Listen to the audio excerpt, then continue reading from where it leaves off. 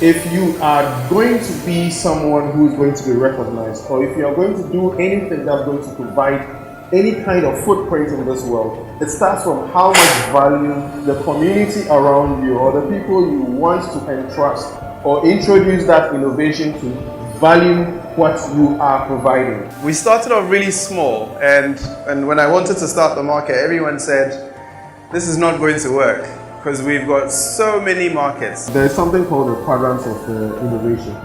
You can start with something that is very disruptive, but you have to sustain it. We started off with 23 vendors, very small. We had to phone people, we had to beg people. We literally phoned everyone we knew, like all my friends, my wife, those I worked with. We phoned several people. And everyone said, well, you've never done this before, you're not big. So why should we come to your event?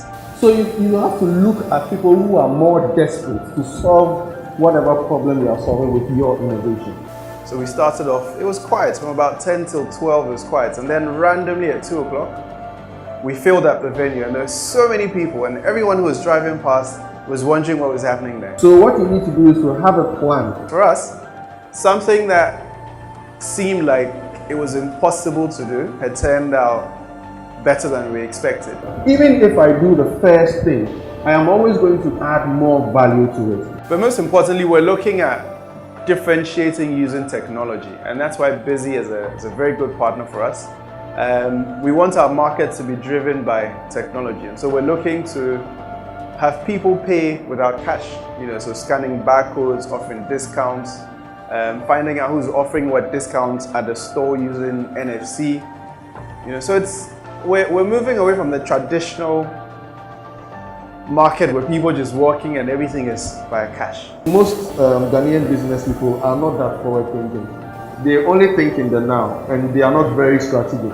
And I think the most important thing for us is how many businesses we're creating. The problem is that it might not bring you money, but it might give you a case study. Funding the events have always been a challenge, but I think we've grown to the extent where we can now pre-finance all the markets. Most people hear innovation and then they suddenly start thinking of personalities like Elon Musk or Bill Gates or Larry Ellis or all those guys. We need to always focus on things that differentiate us from others.